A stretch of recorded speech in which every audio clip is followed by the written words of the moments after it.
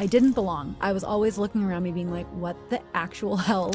This is Christa Romano, the woman behind Christabella Travels and Digital Nomad Life Academy. Years ago, she left New York, bought a one-way ticket to Thailand, and started figuring it all out from scratch. In this episode, we talk about what it takes to leave behind the life that looks right on paper and start building the one that actually feels aligned. Christa shares her own journey of trial, uncertainty, reinvention, and how she now helps others to create remote businesses and become location independent. This is a story about freedom and giving yourself permission to live life your own way. It was actually my first job in my new life. I was treated like a number. So when I lost my job, I was suddenly feeling even more trapped. I had never heard of the term digital nomad before that point. Like, I didn't know that was a thing. Surely I can't live abroad forever, and I'm still here. Yeah. I knew it was the beginning of something very big. Christa, you've helped hundreds of women leave their lives behind that they didn't fit in anymore and help them build freedom on their own terms. If you look back a few years ago, when was the first time that you felt freedom and how did it feel like? Okay, well, I think this brings me to a story that I want to tell about kind of the dawn of my new life, if you will. I kind of like to think about my life in two parts, where it's like pre-2013 and post-2013. October 22nd, 2013 was this day that I feel like I was reborn. I love how you just know the day by the date. Oh my gosh, it's like my birthday. Like, it's like my anniversary. So it's my anniversary of my new life, right? So prior to that date, I had been living in New York City, doing the corporate, quote, rat race, quote, matrix thing, and had just felt really unhappy, like really trapped. Like, I was imagining myself doing the same kind of job until I was, 65, and I was 24 at the time. So, I just was feeling really not free, right?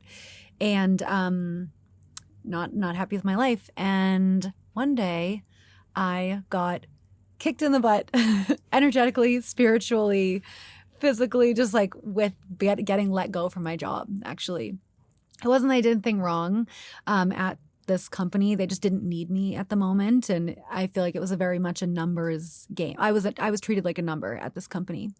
So when I lost my job, I was suddenly feeling even more trapped because of my scarcity of money, right? And I was like, what am I going to do right now? Like, I don't know what job I'm going to do. I don't know where I'm going to live. I don't know if I can face this whole corporate America thing again. Like, I feel so burned by it. And I was trying to figure out what I could do instead that would help me be happy and help me feel more free than I currently felt. And long story short, after a lot of research, I discovered the concept of teaching English abroad.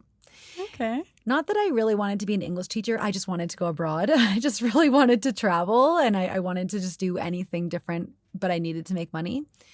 So, it was October 22nd, 2013 that I boarded my first ever one-way plane ticket to Thailand. I love that. And I remember looking out the airplane window just before I was about to land in Koh Samui, where I was going to go get my English teaching certification that month. Yeah. I was looking out the window and I saw all this green jungle and then this big white Buddha statue sticking out of it. And I'd never seen a sight like that before. I'd never been to Asia before deciding to move to Thailand. And in that moment when I saw this, I just got this full body, like, I'm supposed to be here. And this is the beginning. I knew it was the beginning. Oh, I have goosebumps right now thinking about it. Same, yeah. I knew it was the beginning of something very big, and I would have had no idea. It's like, I don't know how many years later, like 12, 13 years later.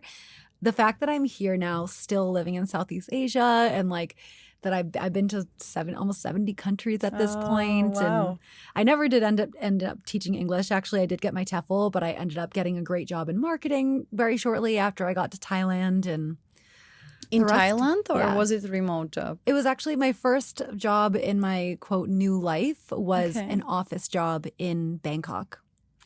Yeah, so I was doing marketing for a tech startup that was based there, and I worked with a lot of Thai people, and it was like half Western, half Thai.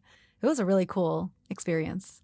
So what was it more your desire to travel that was giving you this feeling of, oh no, I cannot do this anymore, or like I want to do something else, or was it the corporate life as well was scaring you that this can be your future till the end of your life? Yeah, it was so many things. Like I guess I'm going to try to list all the reasons how I ended up in that situation. Like, first of all, I think I always felt like an alien.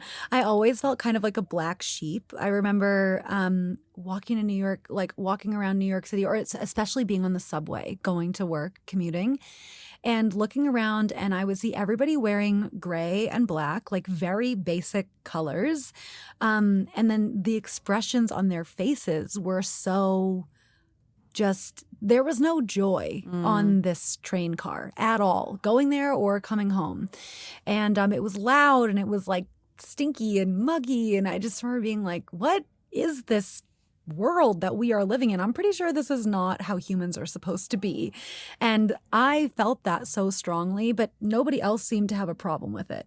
So, or nobody else seemed to be questioning it. So for a while I was kind of like, am I insane? Like, am I the crazy one here? So there was that I just really felt like I didn't belong. Especially to the office. The last job that I had in New York was, have you ever seen the movie The Devil Wears Prada? Oh yeah, of course I have. Who hasn't? It was like that. Like it was all girls. It was so catty. You needed to wear certain clothes, have your hair and makeup done in a certain way every single day. Otherwise, it was like you were not fitting in. And that's a lot of pressure as well. Yeah. Oh my gosh. I have a whole podcast about the trauma around my last I can job. imagine. It was bad. Yeah. We literally weren't even allowed to use headphones because the wires looked messy. It was what? I'm telling Were you, you working in an agency or what it was was a that? public relations agency. Oh my god! It needed to be PR so. deserves its reputation, doesn't it? Yeah, I mean, in my experience, it definitely did. So basically, I didn't belong. I was always looking around me being like, what the actual hell? Like, how is everybody okay with this? And then when I thought, okay, I don't feel okay with this, and if I stay here, I'm going to be in this not okay situation until I'm 65. That's super not okay. Because then I would think, well, when I'm 65, I can travel the world. Right now, while I'm in this job, I'll have 10 days of vacation. And somehow that's okay with everybody too. Like 10 days is not enough to go to the places that I want to go. I'd been desperate to travel ever since I was really young. My grandmother really inspired me to travel when I was younger, and I just like, it was like all I actually wanted to do, and I just didn't see a way to do that with that corporate job. Yeah. So when I got, we can say when I got fired, I I have this memory of me being in the office, like receiving the news, and first of all, I went straight and deep into a shame spiral. Again, even though I didn't actually do anything, they just didn't need me at the moment. I was like, oh my God, you're going to fire me? Like, oh no, like I must be the scum of the earth, basically. I was like really feeling very, very ashamed and bad about myself. Especially if your place was probably somewhat prestigious or something. Yeah, like it was like I went from having this like really cool, sexy job to like being a nobody, you know, or at least a nobody. From the cool girl to the lower level to the fired girl.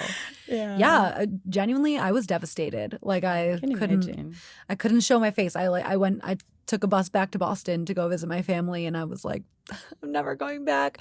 Anyway, so then I was like, I don't know what to do next. I felt like very rejected by at least the PR industry. But then if I didn't do PR, what else was I going to do? And would I have to start over? And what would that look like? And I didn't want to do that either. So I was kind of like confused about my direction as well. The only thing that I wasn't confused about was what I really desired, which was to travel the world. That I knew. I knew I wanted to travel. So then when I was like, okay, well, do I get another job? Do I move back to Boston, like, and live with my family? I don't even know what my other options are. But then I thought, well, even though I don't have any money, if I do have time right now, how could I figure out a way to travel if I don't have money? So then I become obsessed with researching how to make money while traveling. Oh, yeah. And that was ultimately what ended up getting me moving to Thailand. Before we get to Thailand, isn't it just crazy how you have the best package of toxicity? So, let's just describe it. So we have the agency or this, famous or whatsoever place or a corporate whatsoever. You have no life because all you need to do is perform. You're super unhappy, probably not well paid enough. You don't get holiday, as you say, and still it's considered prestigious and like this great thing to do in your life. It's just ridiculous. It just doesn't make any sense. Oh my God. Yeah. Completely. I feel like the values that, at least in American culture, people have, it's just like everybody blindly adopted them. Like, because everybody told them this is what you should value, everybody's just like, okay. And then they just carry on believing that. That's how it's supposed to be, yeah. Yeah, and I think that's why I just always felt like a black sheep or an alien or something, because I didn't believe that. I mean, I was doing what I was told. Like everybody was like, you need to go do all this and have a job that looks like this and, pays you this much and live in a city that does this and whatever. So I was like, okay, I did it. And then I was like, wait, this is what you guys wanted me to do? This? Really? Doesn't make sense. This is the dream? Yeah. I can fully relate to that on so many levels. First of all, because I felt like a black sheep in my own town, which is not a big town, not a big city, a very small town, which is, I think, which surprises me that in the big city you can't blend in with more diversity, because in small towns everybody has the eyes on you, right? So if you stand out, then you stand out very quickly. So I can fully relate on that part. But at the same time, I moved to Germany with the whole idea of, building the career, getting into corporate. I have a PR background as well. That's my bachelor's. Interesting. And so I finally got somewhere there and realized this is shit. Like, what am I doing? And so when I told my parents that I want to leave my hard work of 7 years in Germany behind, they were trying to be supportive, right? Yeah, whatever makes you happy. But at the same time, they're like, no, Luisa, no, you need the job, you need that, because it makes sense, right? All they knew was safety, security, financial back whatsoever. And then you work towards it, and then it hits you in the face. Oh, that's not it. And that's why I really love saying, dreams are a beautiful thing because you fulfill them and they can change. So when you fulfill one, even though it might be a bit toxic and, fully not aligned with actually who you are, but aligns with who you were told to be, then you can jump onto the other, which then leads you to, in your case, Thailand, or in my case, Paris and Bali and whatsoever else. Yeah. Well, you just had me thinking about, do you know the Steve Jobs quote where he says you can only connect the dots looking backwards? So yeah, your point about dreams, they're a beautiful thing. Yeah. For me, in my story, I had the dream of travel. I had no idea how I was going to get there. I did not know. But the fact that I was like, that's where I want to go, I was able to fill in the pieces in order to get there. I think a lot of people just aren't owning their dream. They're afraid to admit what it is that they actually want, because I was like that before I got fired, right? I was like, oh, okay, I would love to travel, but I just didn't see a way, and I was pretty sure everybody was going to tell me that I was insane. Yeah. Which they did eventually, but by that point I didn't care. Yeah. I fully agree with you, because when we jump into this conversation about what you envision and people call you crazy, I perfectly remember this one particular conversation with my brother, where he's this typical journey of go to study, build the business, make the family, which I admire, and he's doing amazing, right? And so he was building more and more his business. So he was like, I'll need you to, family to support me. And it would be great if you come back and do this and that and be the back of me and the family. So I was like, Yeah, well, great. But I have other vision for how my life is gonna be. And so he was like, well, what is it? A bit of arrogancy. Yeah. I'm like, well, I don't know how exactly, but I wanna live somewhere remotely, work absolutely like location independent, and that's my goal. Okay, we'll see how this gonna go. Ooh. Yeah, especially from your own family, Yeah. this is a bit tough, and I can't judge them because probably in his mind, I was also nuts, right? I was completely, what is she talking about? Yeah. And then 6 months later, it was already happening. So there's always gonna be the people who. Yeah. What did they say when you made it happen? Did they kind of bite their tongue or They still don't get it. Still? No. Still? It's been so many What? years. It's been like 4 years, and my family still like they're like, my brother more obviously for sure, and he's fully supportive of it. Yeah. But my parents, they still don't like. What do you like that much about living there and here? And I'm like, well, all of it. Yeah. Like you can live here and there. That's the whole part about it. They still don't get it. They still ask me when I'm gonna settle and go home. Some people are just meant to be global citizens, Yeah, Like, I fully agree. I feel like living in a different country, it's like living in another town. Yeah. I don't know why it has to be that big of a deal. Yeah. Like it's still the world. Exactly. Yeah. Yeah. And once you get more comfortable and get to know what's going on in the new place, it doesn't matter. It's just another place, regardless of the language or of the culture. It's just Totally. another. Yeah. Yeah, I feel like people that don't travel a lot, they end up putting different countries in not on a pedestal because I think that implies that it's like better or something, but they put different countries on a like, oh, it's mysterious, so therefore it's bad. Or they just come up with all these ideas of what it might mean to live in. When I lived in Thailand, I kid you not, multiple times people asked me if there were elephants like wandering around. And then I'm like, yeah, I ride them to work. And they're like, really? Oh my God, that's so cool. I'm like, oh no. my God, that's ridiculous. There are no elephants that I Yeah, ride to that's work. But to be honest, if there's one advice that I can give to anyone ever, regardless of age, especially to the younger people, however, I would say travel. It just changes your perspective so much.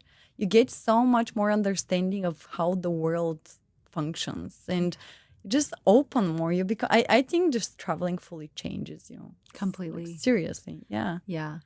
It's interesting that when you say that right now, I'm thinking about how like I've been abroad for so long. Like it's been, I don't know, I guess 13 years or something. Yeah, And that's a lot, I forget that traveling does change you in that way. I like forget who I was before I had this life. I mean, I can remember these moments because they're part of the story now. Yeah. But I forget that other people don't travel. Yeah. And I'm like, how could you be? Yeah. How could you? What? Yeah. It's like breathing. I think that's super, super important though to look back on, because if I look back on particular situations and things or the way I reacted and things I did, I would be just like, oh my God, you girl need to go and educate yourself a bit or travel a bit because, small-minded, judgmental, and so on and so on.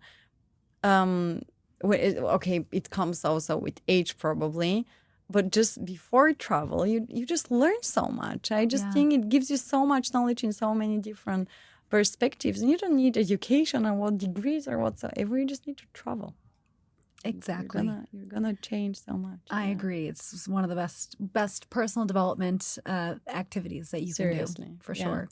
Short break. If you enjoyed this conversation, please make sure you like and subscribe to this channel. It means the world to me, and it keeps me motivated to keep on showing up and bringing these beautiful ladies on board. Now back to the episode. So you spent quite a bit of time in Thailand, as far as I'm aware. Was there this moment where you had this realization of, oh my God, I don't want to go back to the life I used to have, and I want to build something different? Yeah, I think it was a series of moments. I think there were a lot of things that ultimately culminated into me deciding, you know what, this is me living abroad probably forever now. because actually for a long time I had a storage unit in New York with so much furniture in it. I still have my things in Germany. Oh, My yeah. best friend still. It's ridiculous. Why do you still have stuff in Germany? Okay, so the reason why I still had stuff in New York for years was because I felt like if I didn't, then that would mean that I had fully let go and that I really didn't belong there. And something about having a storage unit felt grounding somehow. So I think as long as I had that unit, I still had not fully succumbed to the life abroad. So in Thailand, I lived there for 2 years. And I remember I did start feeling like, okay, maybe living in Bangkok isn't my forever place. So then I was thinking, where else could I go? But I didn't want to go back to the United States. I knew that because I don't know. I think it was very shortly after I got to Thailand that I met all these other people that also were black sheep. They also felt like aliens back home, and they also had chosen this international lifestyle. Yeah. Whereas like from back home, people were like, you're going to Thailand? Like, you're going to where? Looking at me like I had 3 heads. And then everybody that I met in Thailand, they were like, cool, welcome. And I'm like, oh my gosh, my people. Like, oh, my people are the people that live abroad. So it was really shortly after I moved to Thailand that I was like, I love living abroad. Did I know that I was going to be out of the United States for this long, though? Not really. So yeah, I was looking at all these other places and I was like, where else could I go? And I had thought about, oh, maybe I could move to Medellin, Colombia, or I love Medellin. Yeah, it's such a great city. It is, yeah. So I had researched a bunch of different places. And then basically a whole bunch of dramatic stuff happened back home while I was in Thailand. I will give you a quick list. There was a big fire at my house. And basically, at your home? Yeah, like my childhood home. Okay. It didn't burn down, but it was basically like destroyed. Yeah. You couldn't live in it. So there was a big fire at the house. And then the fire was a catalyst to my parents' divorce. So they ultimately ended up separating shortly after. And then 2 of my aunts died while I was away as well, like within a short time period. And then my dad got into this really bad accident and he was like in the there was so much dramatic, painful things that were happening back at home. And that's why I was like, I don't think that I actually can live in Thailand forever. That was that was when I was like, this isn't my forever place. It's simply too far away, especially because I had a job, right? I had a 9-to-5 job at an office, and I had more vacation time than I did in the United States, but I still had vacation time, and I still wasn't really as free as I wanted to be. Yeah. So after 2 years in Thailand, that was when I was like, you know what, I'm going to go back home and just spend some time with my family and like reconnect. And I totally gave up the idea of Medellin, and like I just like ditched all these other international plans that I had dreamed of. And then I went back home to Boston, and I was like, okay, I definitely don't want to live in Boston because of the weather. I just cannot. I can't deal with the winter. And then I was like, okay, do I apply for jobs in New York? And I applied to all these jobs, and I actually even got a couple of job offers. And something in me was just like, do not take that job. Like, do not do it. And I was like, fuck, what am I supposed to do if I don't take this job? What am I supposed to do if I don't move back to New York? Where am I going to live? And I couldn't figure it out. So I basically started applying to just freelance gigs just to make some money while I figured out what I wanted to do with my life. My friend from New York, she's like, let's go to Costa Rica for New Year's. So we planned a 2-week trip to Costa Rica. Again, I'm freelancing at the time. And when I was in Costa Rica on this quick 2-week trip, I got offered a full-time, completely remote position with one of the companies that I had been freelancing for. And then I was like, oh, I would love the job, but I'm in Costa Rica, so I wouldn't be able to start for a while. And my boss was like, the job's remote anyway, so if you want to do it from Costa Rica. And I was like, wait a minute, what? New door open. Yes. So mind you, I had never heard of the term digital nomad before that point. Like I didn't know that that was a thing. We're talking 2015, right? Yeah, end of 2015, early 2016. It was not that popular at this stage at all. No. Yeah, I'm pretty OG. Yeah, you are. You can put it on your Insta and stuff. Well, that's fair enough, though. I mean, there were the people doing that for sure. It was just not that popular as it is now. Yeah, for sure. So basically I was like, oh, cool. Like I can just stay here. So I canceled my return ticket home and suddenly I was living in Costa Rica with a remote job. Cool. So that wasn't like intentional either of me to keep doing that. I think I just was like, you know what? I'm going to ride out the winter from Central South America and I'll travel a bit. And then I'll probably go back to the United States in the summer. And then I thought, oh, it'd be cool to live in New York City if I didn't have to commute. So I traveled all around, I backpacked all around Central and South America while working from my laptop. That's cool. I did like a 6-month trip. Then I did go back to New York and I took the other room in one of my friend's apartments and I stayed in New York for another 6 months. And that was cool. It was definitely better than my first round in New York. But still, I was like, the people, everybody that I was friends with had normal jobs and I didn't. And so I was still like working from coffee shops and stuff in New York and it was okay. But I still didn't really feel like I had my people. And I was just thinking about my time in Thailand, my time living all over Central and South America. And I was like, that was when I felt alive. That was when I met people that I felt like I really, really resonated with, that we could talk about, I don't even know, any topic under the sun. And it was so non-judgmental and really open-minded. And I met people from different cultures that had different thought patterns. And I was like, that's what I want. Like, I don't want to be here. And so that was actually when I put all my stuff in storage. And it was 4 years after that I took my stuff out of storage. Wow. Because I just kept being like, surely this isn't sustainable. Surely I can't live abroad forever. Surely I can't be a digital nomad. Surely I'll get lonely at some point. I didn't. It worked out. And I'm still here. That. Yeah. Well, I still have my things there just because I'm too lazy to take care of them, not because I haven't given it up fully. I get it. No judgment. I mean, I've literally left it there for 4 years. Yeah. I can appreciate that. What I'm hearing though is like, it sounds like you never pushed things, or you never were like, oh, I really want this to happen or that to happen or whatsoever. It just sounds like you're more of this type of person that goes with the flow and figuring it out. And yeah, I think yes and no. Like I don't know if your listeners know the concept of masculine and feminine energy. Of course they have. Everybody talks about that okay, nowadays. Great. Okay, great. So I think that I have access to a lot of masculine energy when I want it. Like when I had gotten let go from my job and then I was like, what do I do? I skimmed over this part, but the amount of research that I did to figure out how to move abroad was like insane. Like I was in front of a laptop for like 12 hours a day, every day, binging I love a good content. dedication. Yes. Yeah, I was genuinely obsessed. I was like, I'm figuring this out. Yeah. So yeah, I think there was some blood, sweat, and tears going into just like determining that plan. And then once you choose the plan, now you need to execute the plan and make it happen. Figure it out, yeah. You got to get rid of your apartment. You got to sell your stuff. Like I needed to sell my stuff because I needed money.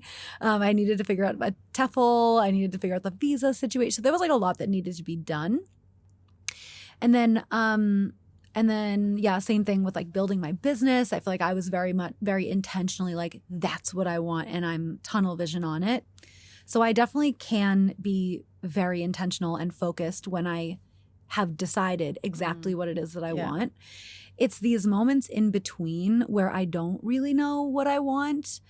I might know what I don't want, so I can avoid those things. But then when it's like, what do I want? Yeah, I think I am also able to very much tap into a flowing energy where I'm just like, okay, universe, like, what do you have me. for me? Yeah. And I'm open and I'm available and surprise me. And I think that's, I Which like is living in that state great. too. Yeah, especially if you're aware of how you can focus on particular thing, achieve it, and at the same time be able to let go and just, let the things happen in the way they're maybe supposed to happen. Yeah, I think the concept of surrender is really important. Just to live a satisfied life, you need to learn how to surrender because you can't control.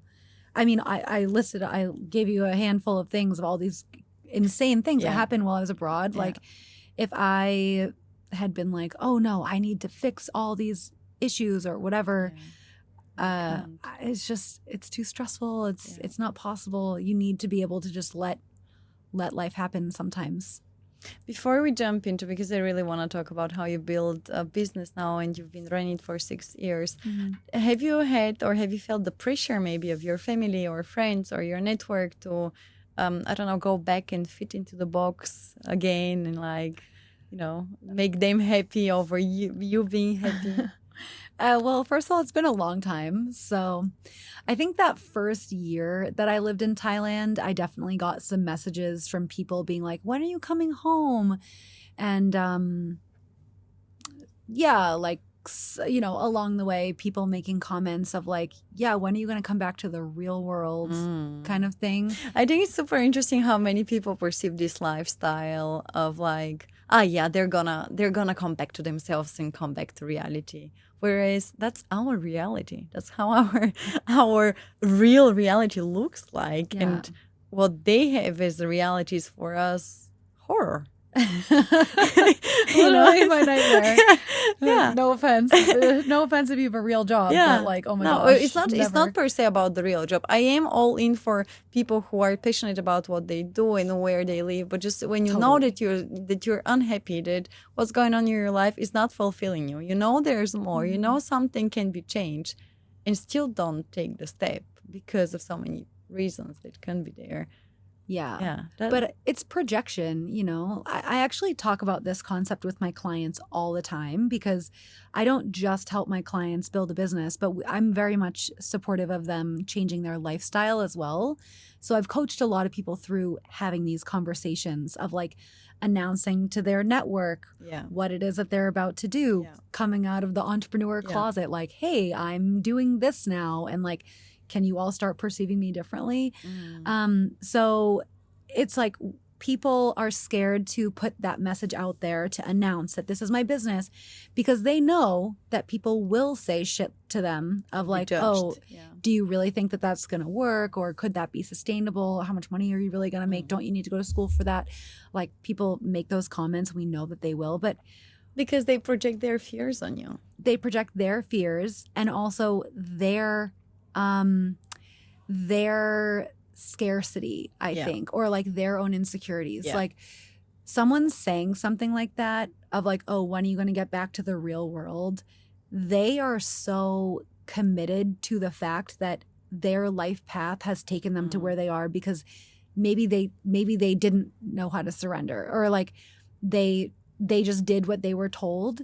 And people want to believe that they made the right decision.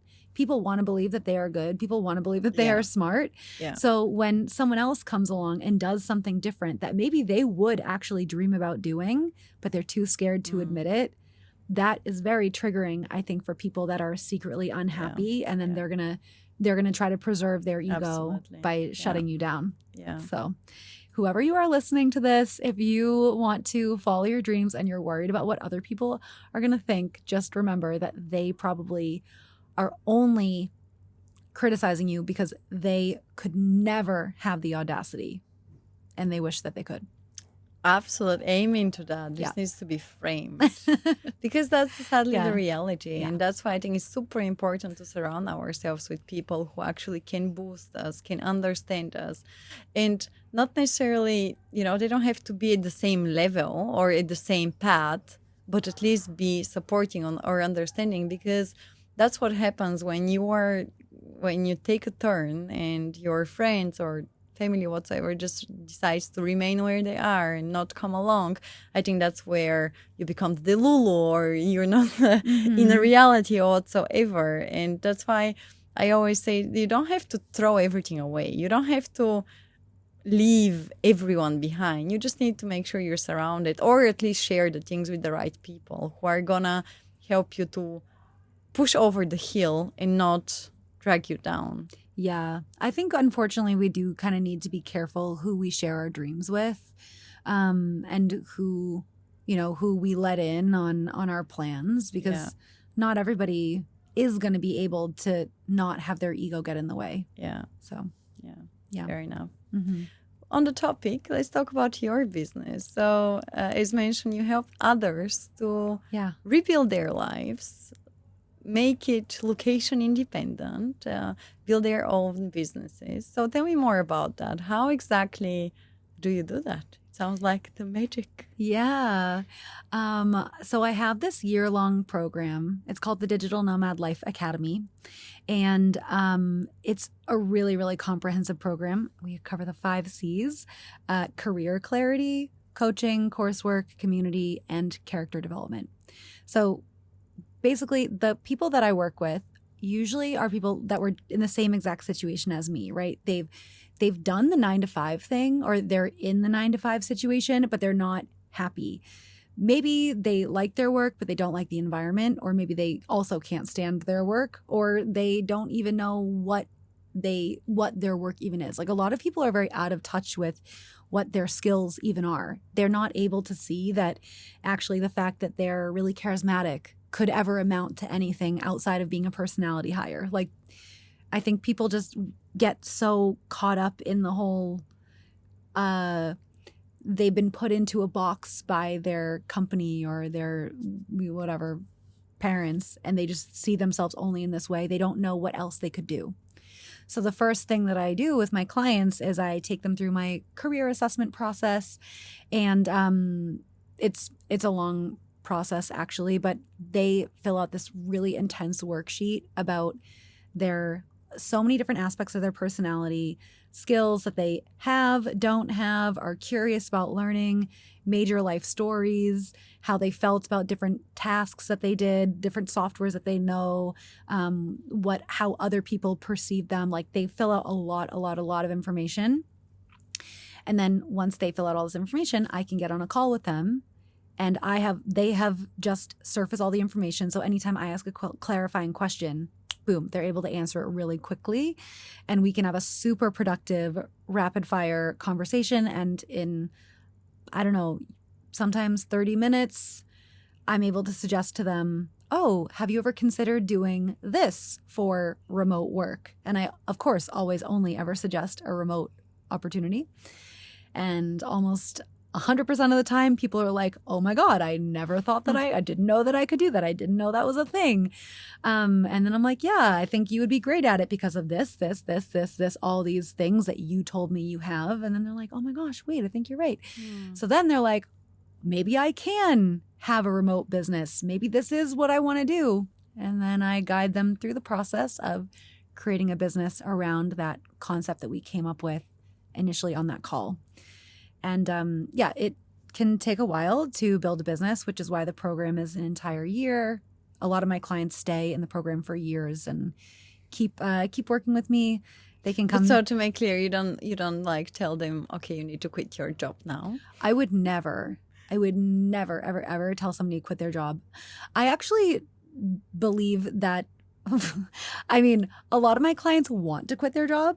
And a lot of my clients do quit their job right away. I think for people, like, they actually just need an idea to feel safe to quit their job. And maybe one person to believe in them. Yeah, you're so right. Yeah, I think for people to just even be able to see a destination, it gives them the audacity to quit their job.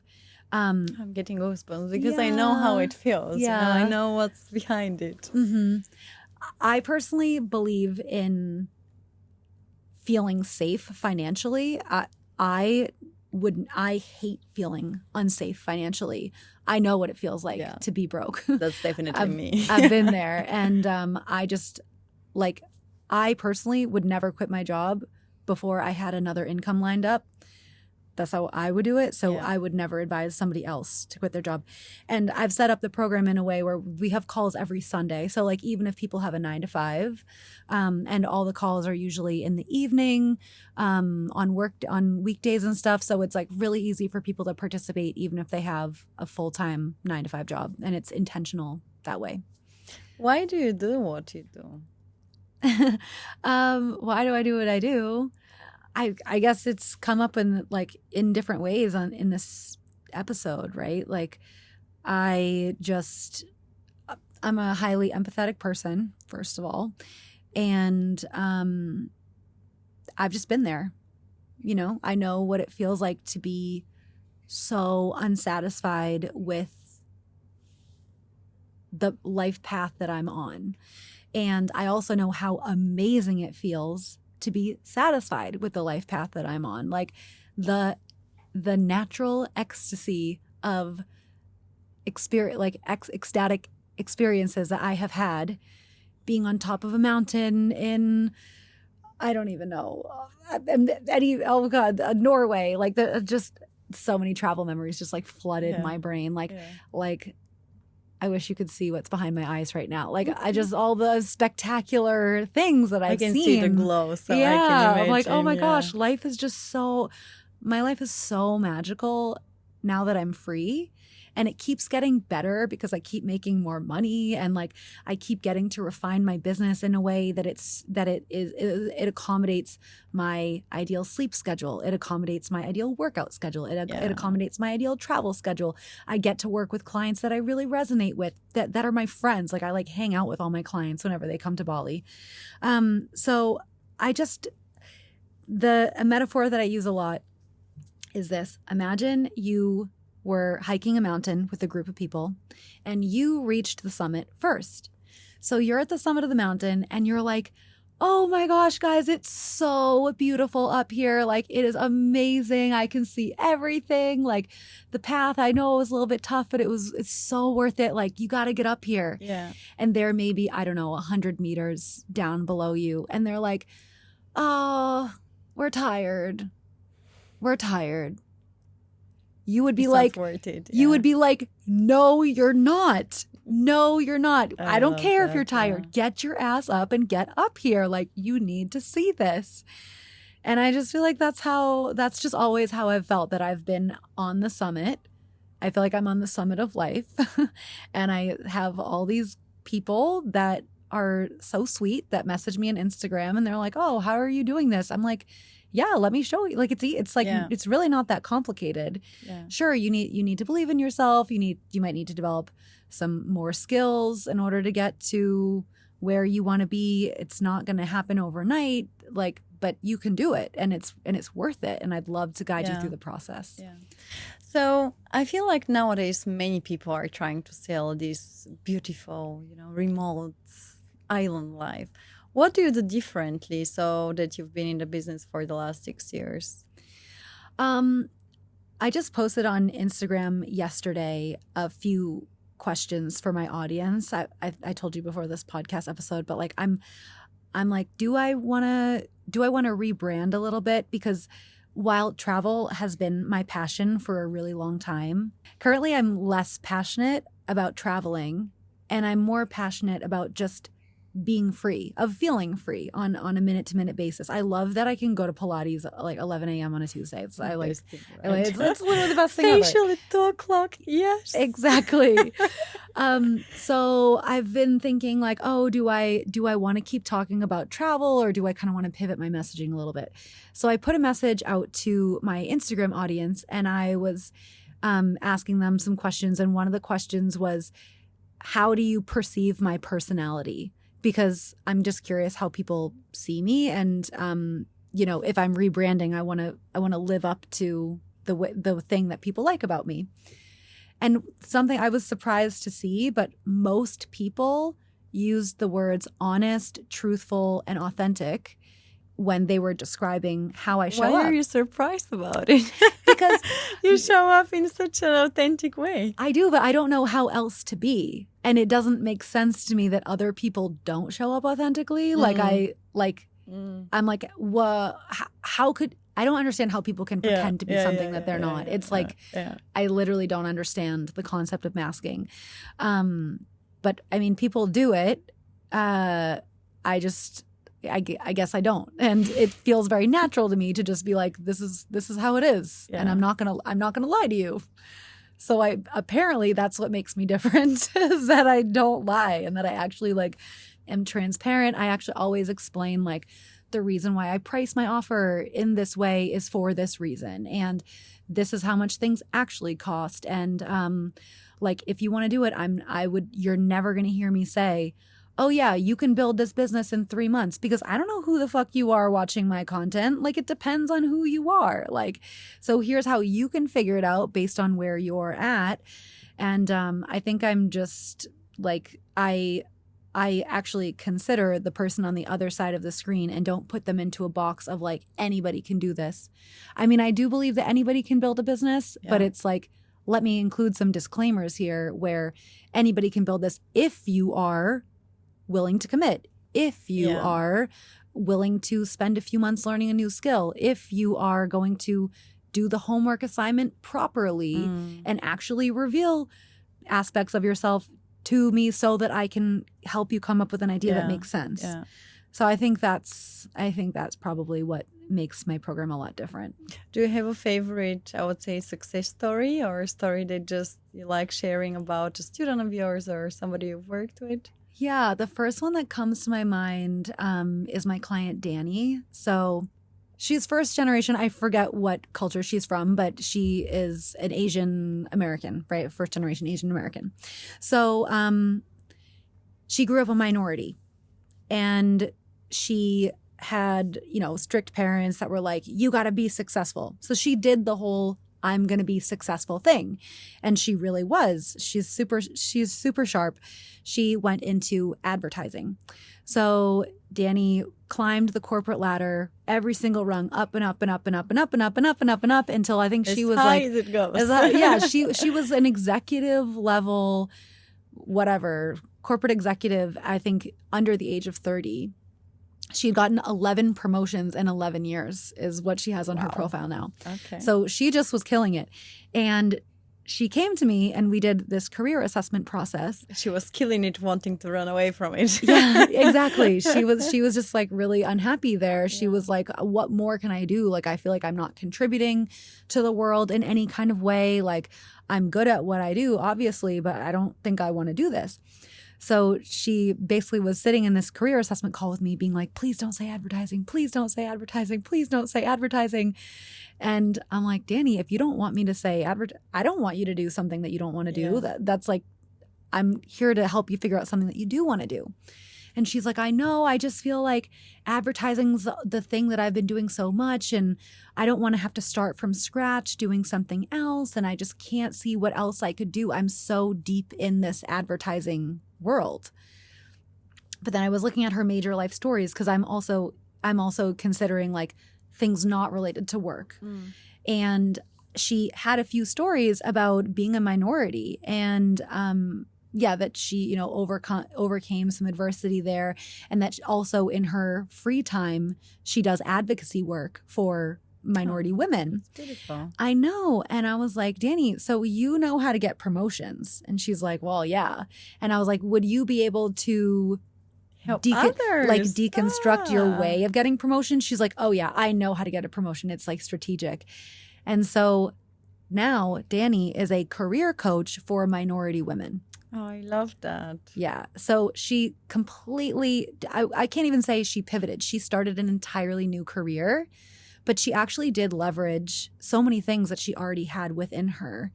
And she just, like I was saying earlier, some people aren't able to see what their gifts are because they're so entrenched in what they're supposed to be doing.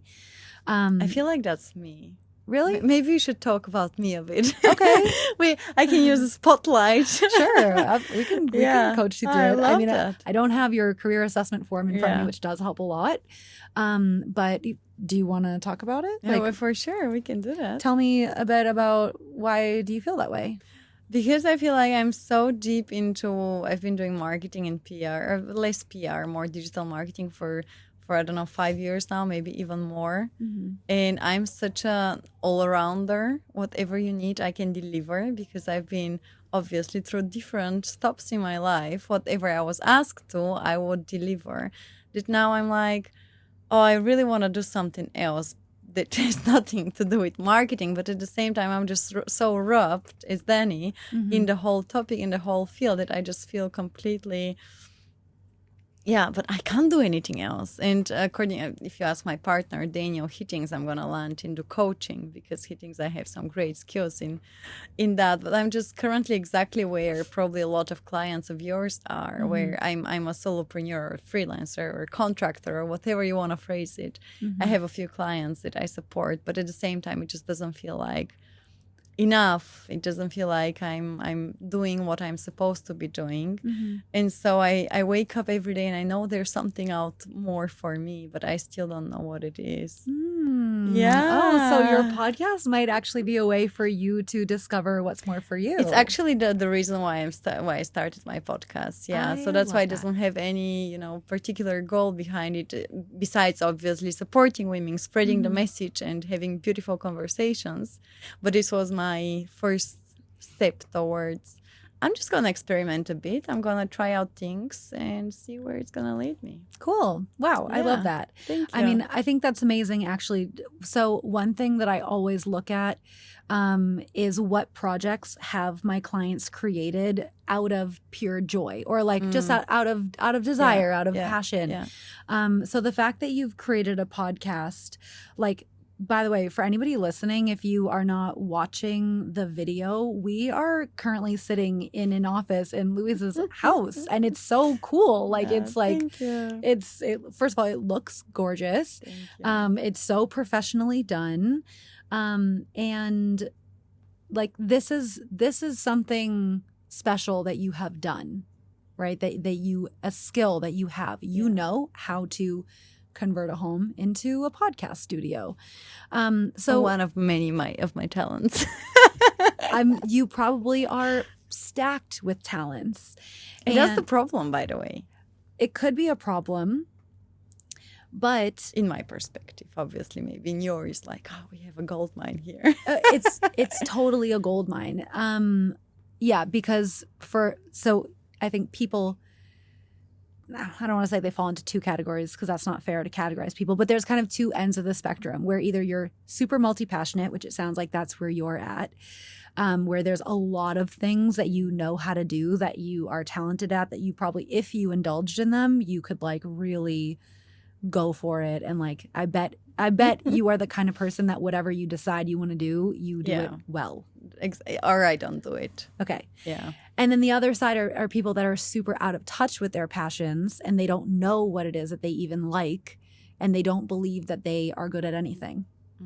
So it's actually a little bit easier to work with somebody that is multi-passionate, that you're like, okay, I could do a million things. It's just, how do I choose one? Yeah. So I would be curious to know, like, I would want to look at what your income goals are, and how much time you have to work with. Like, we need to look at the kind of like practicalities of how long it takes to build a business. And, some people, they're like, I want to quit my job immediately, but I can't do it unless I make this amount of money. So if that's a situation that somebody's in, then that would dictate how I would help them come up with an idea, because then we'd probably look at something that's a little bit less passion-led and a little bit more practical. That's going to be a faster runway.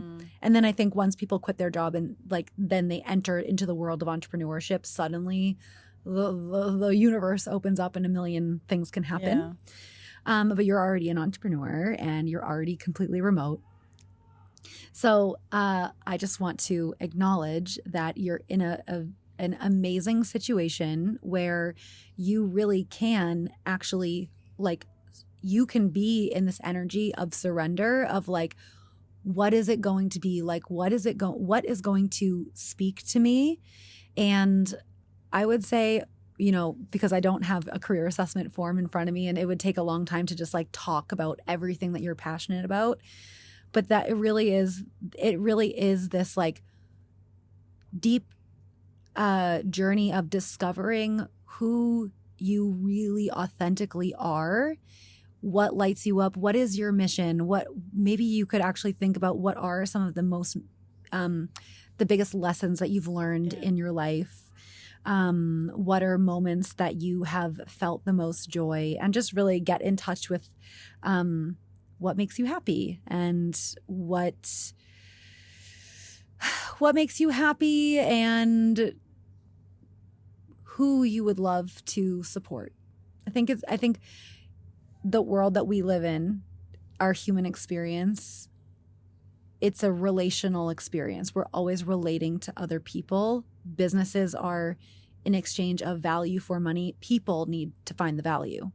So who do you care about providing value to? Is there anyone in the world that you're like, I would love to help that person? Then when you're focused on who it is, you can start to think about, okay, what are all the ways I can make that person's life better? And just a little bit of focus will probably bring in a lot of ideas to life. I love how through the question about me, obviously, you dropped so beautiful and so important questions that I think so many of the listeners can maybe just sit down with. And because it's not a question or questions that we just sit on daily basis to reflect on, but I think they're so important to kind of maybe not rewire, but just check where we are at and what's still open for us or where we want to go. These were just extremely beautiful. We're going to continue that conversation after the podcast for sure. Yeah. But because you said what makes you happy and who you want to serve, what makes you happy right now? What makes me happy? My daily sunset walks, I think. It's like simple things. It's a lot of really simple things right now. I would say small things make me happy. Like, I just really love my lifestyle to the point that it's almost a problem. I love it too much. I mean, it's not that I love it too much, but I recently hit this point where I'm kind of like, I don't even know if I care about making money right now, because what more could I want? I love my home. Like literally, I love my actual house. I got a house last year and decorated the entire thing, and it's like it looks exactly the way that I want. Like the artwork, I see the paintings on the wall and I smile. I love the wallpaper that I chose. I love my beds. I love the view outside my house. I love waking up and opening the curtain and seeing the sunshine, and then there's a volcano in the distance and the palm trees, and that I get to have a fresh coconut every day, and that the food is good and I feel nourished by the food, that I have time to go to the gym when I want to, that there's like people that I resonate with all around me all the time, that I get to spend time with my dog, and everybody's like, why is your dog so well behaved? And I'm like, because I got to spend all the time with her when she was a puppy, and I got to take care of her, and I have the freedom to just say yes to whatever the hell I want. I got an opportunity just literally a week ago to go to Mind Valley University in Amsterdam. That's awesome. I love Mind Valley. Yeah, I'm going on Saturday. Oh, cool. And I just bought my ticket the other day. And the fact that I can be like, yep, sure, I'll go. Like, no big deal. I'll just go to the other side of the world for a conference. That's exactly the point of the lifestyle that I'm living or I'm trying to build is whenever I feel like doing something, just be able to do it. Yeah. And as you said, 2 p.m. facials, hell yeah. On a Tuesday, yeah. It's just so good. For sure. And I can fully, I know what you're talking about, because I'm obviously living a very similar lifestyle, and I know what it means to you, because it's just a feeling that you don't get to have when you're in this normal setup of living in a place where you have to leave because you have to be there, or going to the office or whatsoever. So I can fully hear you. Yeah. When I think back to my like my before life, right? Or my first half of my life, I literally, in my vision right now, I'm waking up in my apartment or my bedroom, which literally fits a double bed, and then there's like 1.5 feet of space next to it, and then the closet. Yeah. And at the end of the bed, there's 1 foot of space just for a little table with a TV on it. So I wake up, I get dressed in my tiny little apartment, which, by the way, I don't know if it's raining outside because the window next to my bed faces an alley that's just a few feet away too. So I have to like literally like get my head so my forehead like right up to the glass and look as up as I can. And then when I go into the living room and then the kitchen, which by the way is the same very small room as well, I open the refrigerator and get out some yogurt that's probably stocked with sugar, not because I chose it, but because that's literally all the options that there are in the United States. Yeah. And then, but I still don't know what the weather is outside because my apartment was so small, or like my apartment was so expensive in New York City that we converted the living room into another bedroom, and that's where the window was. So now my living room kitchen doesn't have any window. So I take my little sugary yogurt and I go downstairs, and then I'm like, oh, it's cloudy today. Okay, I walk across the street to the subway. I go underground, and then I spend 30 minutes underground in this rickety subway where everybody looks miserable. And then I get out of the subway. I walk around the corner in the shadow of a building, so still no sun. And then I sign in to my freaking office, 9:05. I'm 5 minutes late. I'm in trouble because I'm 5 freaking minutes late, which might not have even been my fault because of the whatever. Okay, maybe it's my fault. Yeah. It doesn't matter. Anyway, I'm in trouble. I start my day being reprimanded by my boss again. And then I go up into my office and I'm around all these catty women who are wearing their hair the same way, their clothes the same way. And then I eat lunch at my desk. I sit there until 5:36, sometimes 7 p.m. I try to get the energy to go to the gym. I don't have it. I get a $1 slice pizza because I'm trying to save money. So I eat like shit. And then I go home. I sit on my couch. I go to bed. And then I do it all again the next day. So when I compare my life now to that, yes, the little things make me very, very happy still. Yeah, and for a reason, because I fully can relate to that German version of that for sure. But I also had a 22 square meters apartment. So the bed, the table, and the kitchen are all in one. And then you have a wardrobe and a toilet. Oh, man. And that was after my bachelor's. And then I had to jump in my car, which I'm very grateful for. My parents bought me a car. Nice. And then I had to drive 40 minutes to get to the office, park it a bit up the hill because we didn't have a parking spot at the office because it was so central that there was not parking options. So 40 minutes, then I have to walk down for 10 minutes. So we're talking around 50 minutes at this stage of commute for the first part of the day. Being micromanaged, super, super bad environment. Like if literally being looked through your shoulder what you're doing every minute and every hour. And then do the whole part of climbing up the hill for 10 minutes and then driving for 40 minutes. And if you're lucky, there's not a lot of traffic. And then you go back to your hub where you sleep, eat, and do everything in one room. Cook as well, of course. Yeah. And I knew that at this stage, I already knew that I'm so like, this can't be my life. I was repeating myself every day, this can't be my life, this can't be my life, this can't be my life. So my escape though, however, was I'm just going to go back to study. So I did a master's, which was, flexible schedule. You just go to university whenever it suits you whatsoever, work and so on. So after the master's, I realized, okay, we need an escape plan for real now because the only thing I can do is go back to the office and I cannot see myself doing that. Yeah. So I perfectly remember all these days, but I think you need them. It's exactly the reminder of first what you've built, second what you've achieved, and third what you don't want to go back to. Totally. So I see them with admiration of the person that was living in these conditions, not complaining, pushing through for her to build a person who is standing now today. Yeah. Beautiful. So, we're here. We made it. We're here. Yes, we made it. And making content for people. Like, I just, as you were talking and explaining that, I was like, somebody's going to be listening to this being very triggered right now. And like feel, or just feeling like so called out and like maybe even a little bit helpless. Like, oh, like these girls are talking about my life right now. And that hurts because I don't know how Yeah. to get out of it. But whoever you are listening to this, I just want to reassure you that there are ways. Like we both exist, making content for people, just trying to spread awareness that life doesn't actually have to be that way.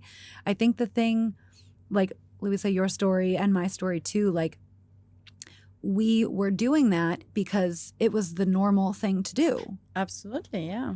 Other people weren't questioning it. And when other people don't question it, you don't really either. Yeah. And if you do start questioning it, you feel like a crazy person, and you don't want to feel like a crazy person. So then you shove it down and you push it away and you try to ignore it. Yeah, exactly. But I think that's the problem.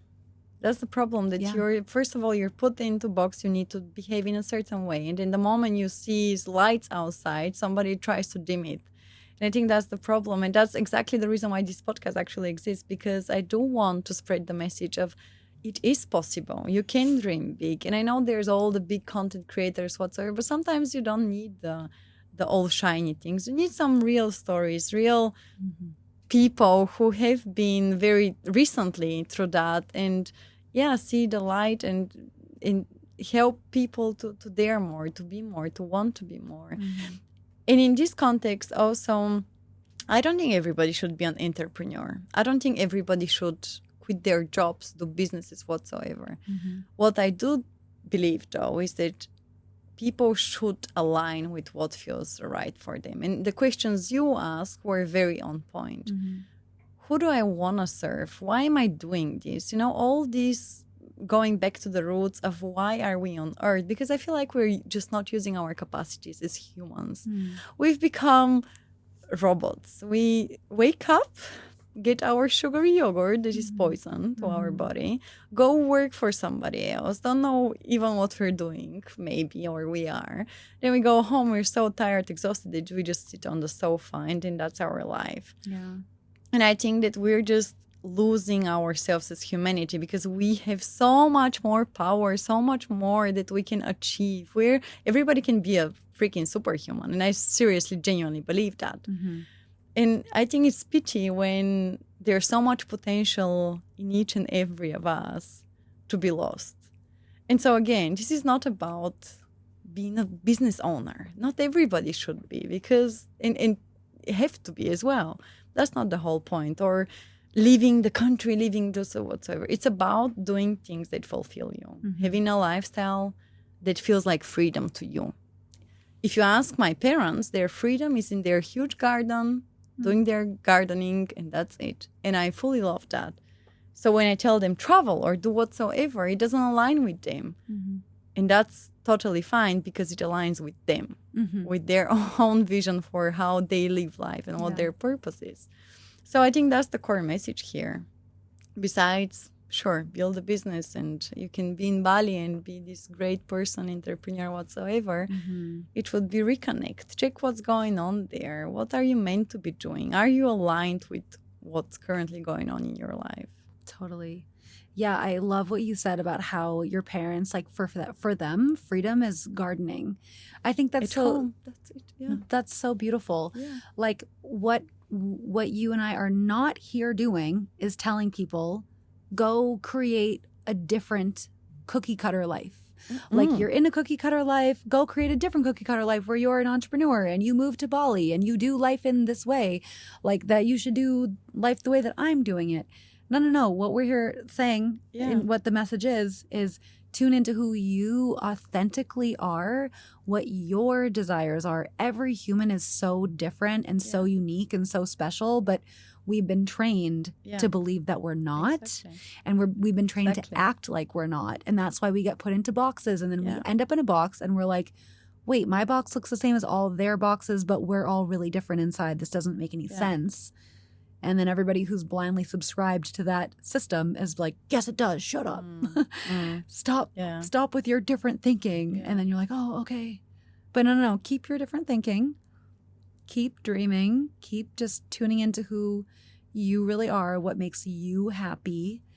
And that is all that matters. And that's how you're going to find your freedom. I feel like we've even forgotten how to be happy, to be honest. Like, it's just so, you need to do this, that. And even in entrepreneurship, it's not any easier. You have to do so much more suddenly. But just as you said, small things. Be present. Feel, sense, reconnect with your friends, family. Be here. Listen. Yeah. Yeah. There's more to life than work. There So is much more more. to life. Absolutely. Yeah. Yeah. Fully agree on that. I love this episode. Yeah, me too. I'm so I feel so nourished. me Just too. talking about it. Yeah. Feels so What's good. going on in your life currently? What's the next thing you're excited over? Well, this weekend I am going on a really big trip. So I do live in Bali for most of the year, like 9 months, but I live in Bali and I have my house and my dog. But I also travel for about 3 months a year. So I'm about to take off on my annual summer trip. The annual part is I go home to visit my family for a week for like a big family reunion on a little island near Boston. Oh, cool. Yeah, I'm really excited about that. It's like such a great time to reconnect with all my cousins, my aunts, my uncles, and my siblings. But if I'm going to go all the way to the other side of the world, I might as well do some cool stuff on the way there and back. So next week I will be at Mind Valley in Amsterdam. Exciting. And I'm so excited about that. I've been wanting to go for years. And kudos. and my Good on sister you. is going to be there. So it's also going to be like nice quality family time. Awesome. Then the family reunion. Then I'm going to Burning Man, which is like so fun. Okay. Maybe jealous a bit. Oh my gosh, come. Well, I just came back from Europe and we're going to Nepal. So Oh, there's a lot cool. of traveling on the agenda as well. Oh my gosh, I would love to go to Nepal. That's going to be amazing. I'm so excited. Have you been before? No. Oh, cool. I've had it on the agenda for a while, so I'm super pumped. Are you going to do base camp? We're gonna do not with hiking, but with a motorbike. We're gonna be on a motorbike So trip. cool. So we're gonna be going 3.8, like 3,800 meters high with the bike. Oh my gosh, So, it's gonna be like disgustingly beautiful. Yeah. You're like you can't even believe your eyes. Beautiful. Exactly I'm that, sure. and I'm ready for it. Wow, cool. Yeah, So fun. I'm excited. Okay, next year you can come to Burning Man. Okay, thank you for the invitation. I'll keep it. Seriously, let me know. I love like recruiting people. I think it's such a magical, like awe-inspiring, weird, whimsical, wild, out there experience. Like it's really unlike anything else. So yeah, and you can just like I feel like for Burning Man, it really invites magic. The way that you can meet people so serendipitously, because like nobody's on their phone the whole time. So people are just really present and there's like no rules literally at all. So like anything goes, and because anything goes, you see some weird shit and it makes you laugh or it makes you think. And so I'm so excited about that. My sister is also coming, and then a few of my best friends. We're all sharing an RV. Cool. We'll decompress in Vegas after. I've never been to Vegas. And then one of my old friends from New York, the one that I went to Costa Rica with at the beginning of my nomad life, she's getting married in Lisbon. Oh, beautiful. In September. How come? Has she moved to Europe or what? Well, she's in travel PR.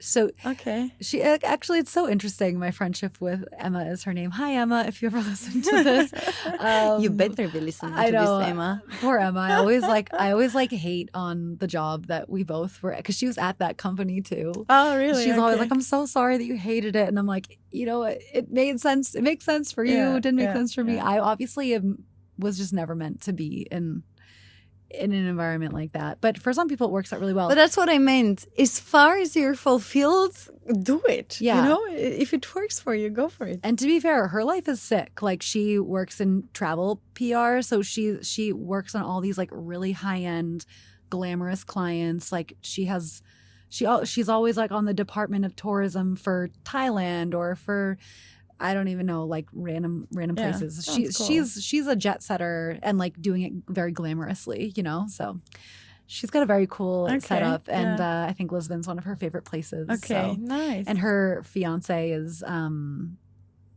Australian too, so they like wanted a destination kind of place, and we're gonna meet in the middle. Yeah. So anyway, it'll be a bunch of New Yorkers in Lisbon. And then I'm gonna be in Europe, and one of my good friends lives in Ibiza. Okay. And it's that's still gonna be a big travel. I know, and I just like, you know what? I love to have a party. I freaking love to dance. Oh, I love that. I love to So dance. good. I love electronic music. So why wouldn't I go to Ibiza for the closing weekend, you know? Yeah. Why not? Well, super exciting. Enjoy that. I didn't hear work anywhere in the whole scenario. I'll but figure it out. You're gonna figure it Yeah. out. That's the advantage of remote business, isn't it? Actually, I mean, I've like set up my business in a way where my clients get to see me a lot. Like I go live 3 times a week every week. But that still is only like 90 minutes in a week that I have to work.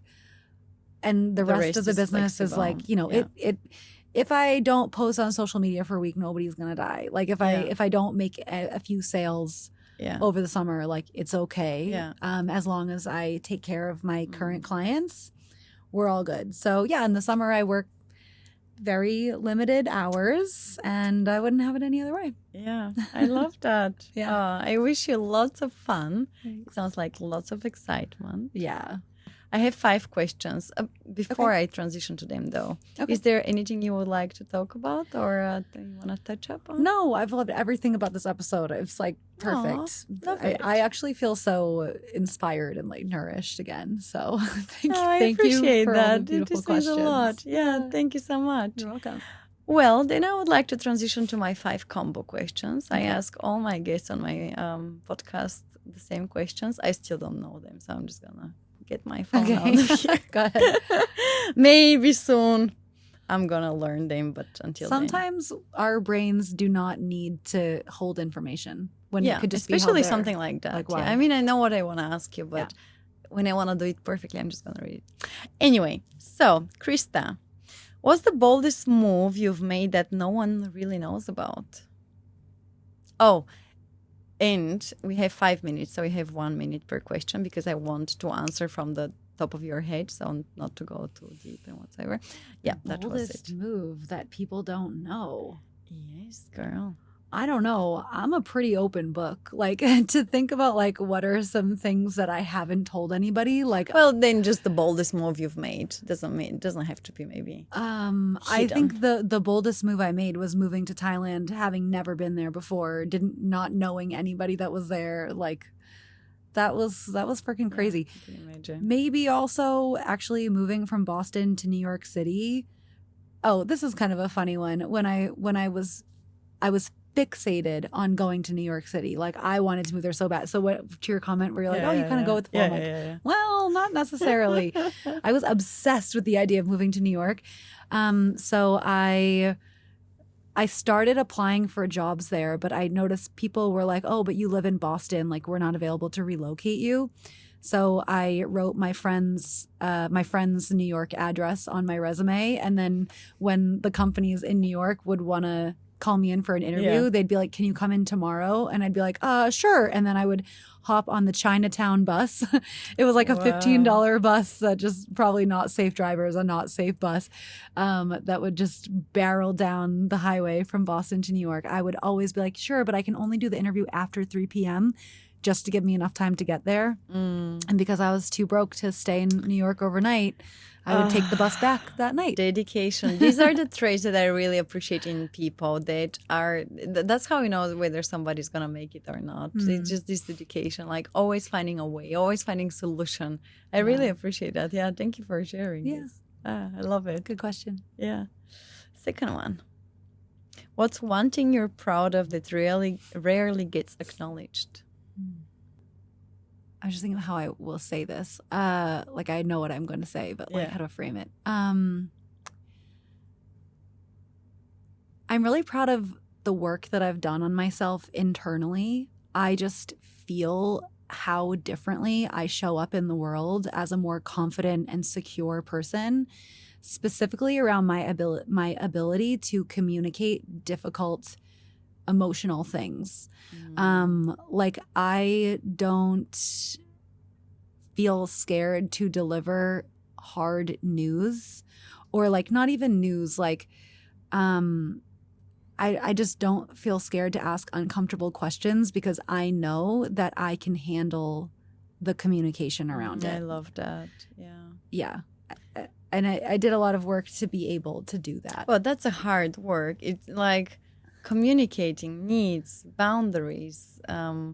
It's not easy at all. And it does take courage. It does take, okay, trusting yourself that whatever the outcome is, the response would be, that you're going to be able to manage that as well. Yeah, super important. Oh, love that. Thank you for sharing. Well, that's a completely different conversation. We can deep dive next time. What matters most to you at this stage of your life?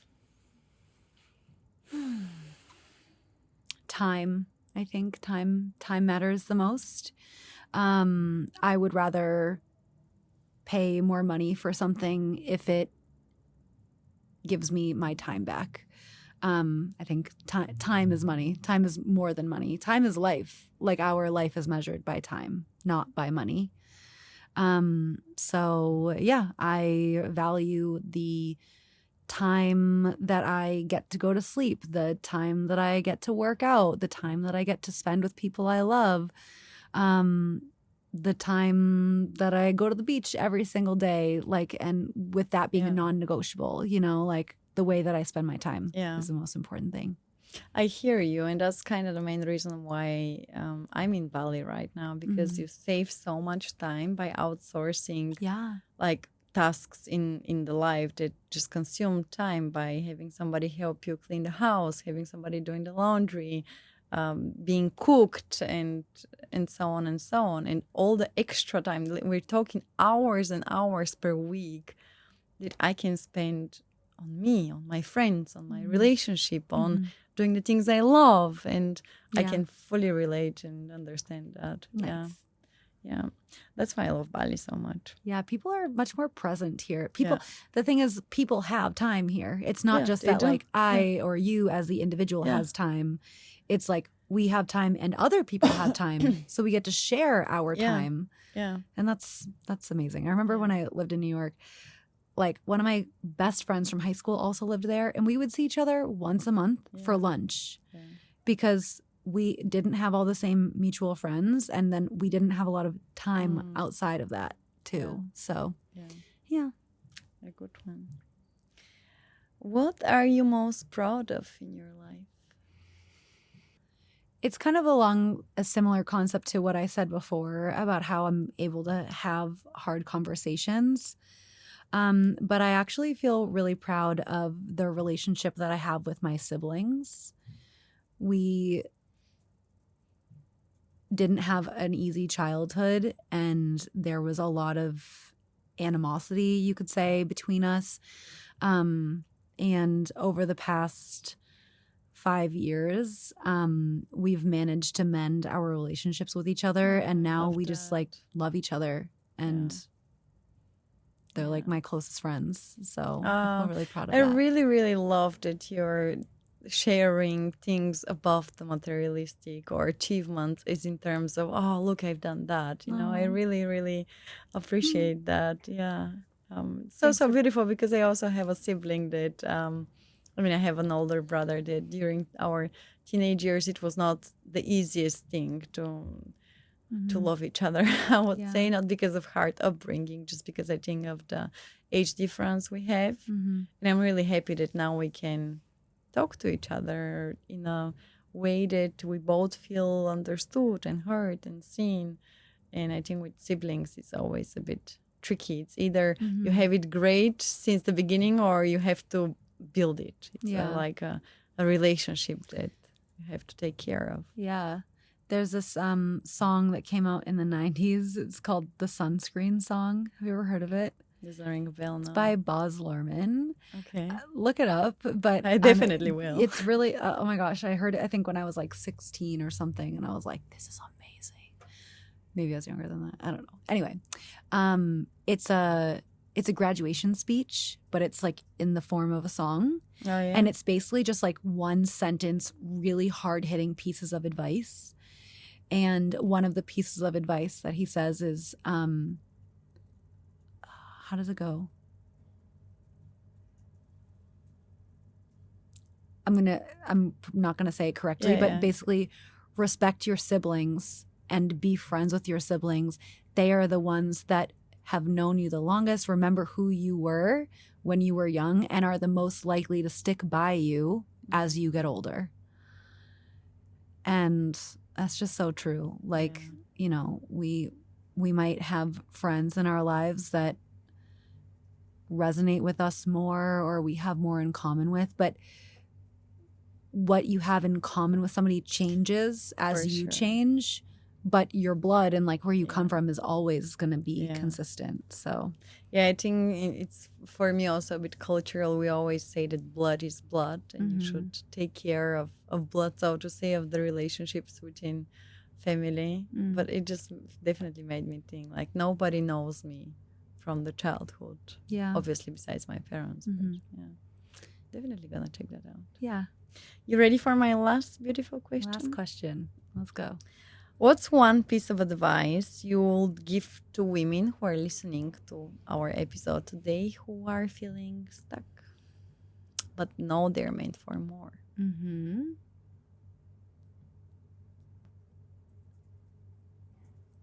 My piece of advice would be to discern intuition from anxiety, or learn how to do that. So a good way to know if it's your anxiety speaking or your intuition is that your intuition just speaks once and your anxiety won't shut up. So if your anxiety is like, we got to get to work, we got to do it, or like, oh my God, what's so-and-so going to think about me? Or what's going to happen if I quit my job? And what if I run out of money? And oh my God. And like the things that keep you up at night is your anxiety. And that's not your truth. Your truth is the intuition. It's that little message that you got that's like really subtle to hear, but it's there and you know that it's there. You just might not be paying attention to it. But your intuition is the thing that got you to click on this episode. Your intuition is the thing that got you like, oh, meant for more? Like, what could this be? That thing that encourages you to explore, that thing that has you even questioning if you are meant for more, because you are, and your intuition knows that. That's why you're here. So listen to your intuition, trust your intuition. We don't know where intuition comes from, and, you know, different religions and spiritual concepts and philosophies all say different things about it. So it doesn't really matter. The fact is we have it. We have it, and we know that we do. So if it's there, wherever it comes from, it has a lot of wisdom, and just listen. I love this advice. Thank you so, so much. Great advice. I'm definitely going to take it also for my daily practices. Nice. Christa, it was my pleasure to have you today as my guest at Not Just His Plus One. Aww. Thank you so much for coming up, being with open heart, sharing all the stories, and thank you. Yeah. Thanks so much. I would love to just invite anybody who's listening as well. If you guys want to message me, I really love to. I feel like people who give me their time to listen to a whole podcast episode, like I don't know how long we've been here, but if you're still here listening to this, I just want to say I'm so grateful for you. And you're probably somebody that I would resonate deeply with in some way. So I would love to just connect. And honestly, I'm really active in my DMs. And if you want to message me ever at Christabella Travels, then I'd love to just hear your thoughts on the episode. Or if you want support in changing your life or your career, I'm totally your girl and would love to help you with that. So aiming to that. Hit me up, Christabella Travels. Yoo-hoo. Yeah. It's a wrap, girl. Thank you very much. Thanks, Louisa. Okay, bye everyone. Bye.